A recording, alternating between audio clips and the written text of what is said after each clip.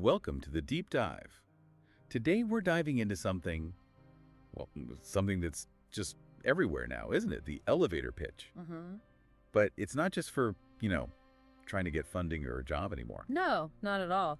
It's kind of bled into everything. How we talk about ourselves on dating apps, what we put on social media. Even just like summing up your weekend for someone. Exactly. It's like we've all become our own personal brand managers, constantly curating. Yeah, this pressure to boil down our whole messy lives into this neat little impressive package. It really is pressure. Think about the mental energy that goes into crafting the perfect, LinkedIn summary or just a tweet.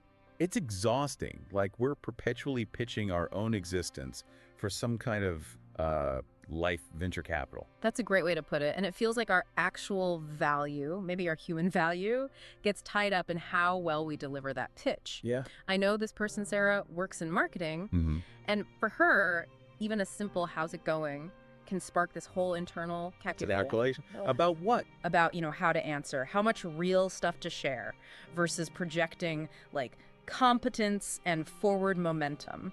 It's a performance. Even in just casual chats. Wow. Even then. Okay, let's unpack this a bit. Is this just the logical endpoint of living in such a, noisy, competitive world? You have to stand out. Well, that's part of it, surely. The need to cut through the digital clutter. A sense of butt coming. But could there be something else going on? Something maybe a bit deeper driving this constant self-packaging? Like under the surface. Exactly. What if, and this is where it gets interesting, what if this obsession with the perfect summary is actually a kind of shield? A shield, like protection. Yeah, a defense mechanism, protecting us from maybe our own deeper anxieties or the parts of ourselves we find uncomfortable, unsettling even. So hiding the messy bits. Pretty much. In a world where, let's face it, likes and shares are a kind of currency, our polished image becomes armor. So my carefully filtered holiday photos are basically emotional Kevlar. Huh, maybe. You could see it that way. Someone like Freud, he might have looked at this whole elevator pitch phenomenon and seen his idea of a fortress. A fortress. We build these narratives, these elaborate stories about who we are to sort of guard our inner world, broadcast the shiny, sanitized version. While keeping the vulnerabilities locked away. Precisely. Okay, this is where it starts to feel a bit unsettling for me. Because the more effort we pour into making these pitches perfect, right? The more we might actually be pulling away from who we really are in all our, complicated, not always impressive reality. That's the real crux of it, I think. We get so good at building the facade. We forget what's behind it. Or lose touch with the foundation, yeah. Imagine Freud, scrolling through LinkedIn today. Okay, I'm imagining it. Bit weird. He wouldn't just see job titles and achievements, would he? He'd probably see, a whole landscape of hidden desires, projected fears, defenses. Wow. So the pitch isn't just a pitch. From that perspective, it's more like a compromise, a balancing act. Okay, balancing what against what? Well, between the shoulds, the successful, driven person society expects, the superego's demands, maybe. Right, the ideal self. And then the inconvenient truths, the id, if you like. Right. Our fears, our secret desires, the stuff that doesn't fit the brand. Got an example. Think of Michael. He's a tech guy. Pitch is all about disruption, market share, scaling fast. Sounds familiar. But what's not in the pitch? His crippling fear of failure. Or the fact he secretly dreams of quitting it all and running a tiny poetry bookshop. Okay, so that's repressed. Could be. That whole disrupt the world energy might be, in part, a defense against confronting that vulnerability, that other desire. And that repressed stuff, it doesn't just vanish, does it? Oh no, Freud would say it absolutely doesn't. It tends to pop up somewhere else, maybe as micromanaging his team, or sudden bursts of anger, or even self-sabotage right when things are going well. It leaks out. It finds a way. It's like trying to hold a beach ball underwater, Yeah. Okay, what about Saragin with her passion for driving engagement metrics? Is that the full picture? Maybe not. It could be what Freud called projection. Or perhaps sublimation. How so? Well, maybe there's a deeper longing for, say, genuine human connection, but that feels vulnerable, maybe less professional. So that energy gets channeled into something acceptable, measurable, engagement metrics. So ambition masks a different need. It can. It allows her to project this image of drive while maybe deflecting from something softer, more vulnerable within herself. It's kind of wild how behaviors that, maybe 50 years ago would seem intensely anxious. Like what? Like constantly checking for validation, obsessively tweaking your profile, needing that external approval. That's just become normal, even encouraged. It absolutely has. It's baked into professional culture now. And think about how our basic drives, our libidinal energy, it's rerouted. Libidinal energy into LinkedIn. Seriously. Well, sort of. The drive for connection, recognition, status. It finds outlets in things like networking, building a personal brand, chasing followers, climbing the ladder. It's a sublimation, a transformation of that raw energy. So my urge to get more endorsements is just my primal self in a business suit. Maybe a slightly more refined version. But the underlying drives, they're still powerful. It's also weird how trying so hard to control the message can actually backfire. Like reveal stuff accidentally. Oh, definitely. It's like Freudian slips, but for branding.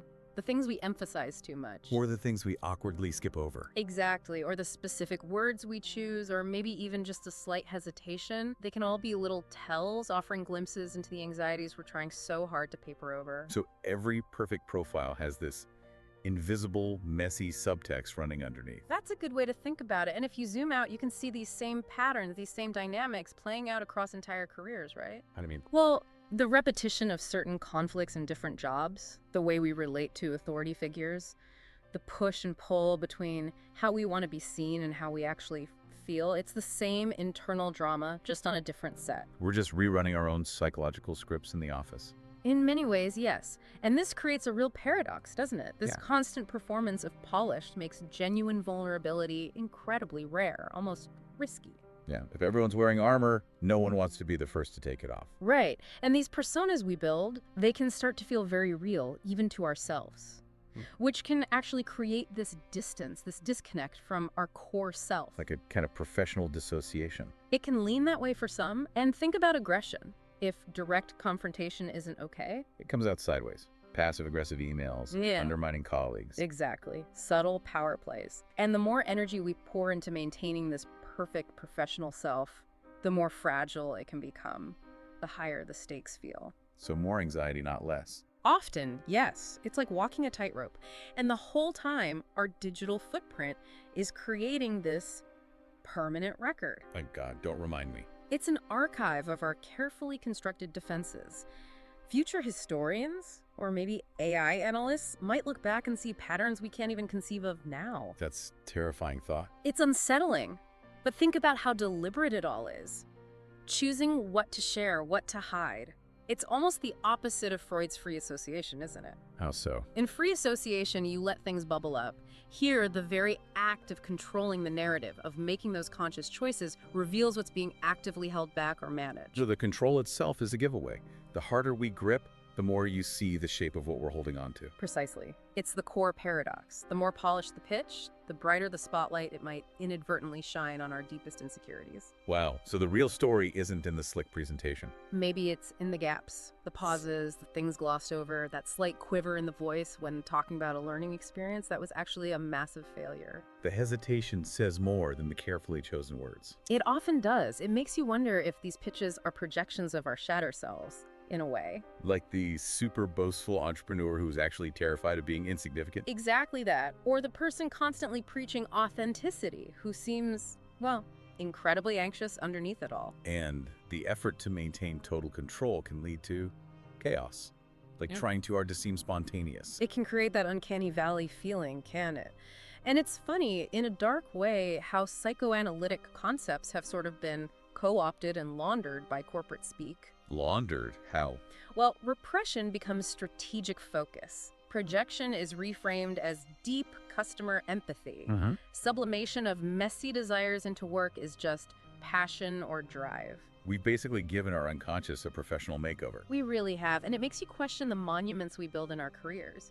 Is that huge business empire really about market need, or is it a defense against a deep-seated feeling of inadequacy? Are all those followers a measure of influence? Or a shield against feeling invisible? It could be both, of course. But it feeds this cycle, doesn't it? Achieve something, feel momentarily safer, realize the vulnerability is still there, need to achieve more to reinforce the defense. A hamster wheel of achievement fueled by anxiety. And all logged online for posterity. Yeah. Which brings us back to how normal this constant self-surveillance feels now. The line between productivity and pathology gets awfully blurry. Yeah. Think about how uncomfortable we get if someone doesn't have a neat pitch. If they just say, honestly, I'm still figuring things out. Oh, that throws people. It feels naked, almost inappropriate in some settings. Why? Perhaps because it holds up a mirror to our own carefully constructed defenses. It challenges the illusion of certainty we're all trying to maintain. Makes our own pitches feel a bit hollow. Maybe. And this whole redirection of energy, channeling fundamental human needs into professional goals. It can work, obviously. People achieve amazing things. But if those substitutes don't actually satisfy the underlying need for connection, for meaning, for security, it can leave a residue of dissatisfaction, right? No matter how successful the pitch sounds. The corner office doesn't automatically equal happiness. Shocker. Indeed. And this relentless drive to optimize ourselves, to refine the pitch, can paradoxically create new psychological tensions. Fragile identities built purely on external benchmarks. So when I'm delivering my little spiel about what I do, who am I really talking to? The person across the table or myself? Some critical inner judge. That's the million-dollar question, isn't it? Who is the true audience? Maybe the real insights, the real self-awareness, doesn't come from perfecting the pitch, but from noticing the moments between the polished lines, the unscripted bits. Exactly, those little fissures in the fortress wall. So this whole elevator pitch culture, it seems like just a practical tool for navigating modern life. But actually, it's this incredibly rich, maybe slightly disturbing window into our collective psyche, our modern anxieties, our defenses. I think it absolutely is. It's a symptom, perhaps, of our times. And it invites you listening, to think about your own pitches, not just the professional ones. The dating profile one, the social media one. All of them. What are the carefully chosen words? And, more importantly, what's left unsaid? What anxieties might be hiding in plain sight within that perfect summary? What happens, really, when the elevator doors slide open? Something to think about long after the ride is over. Definitely. The journey inward. That continues well after the pitch ends.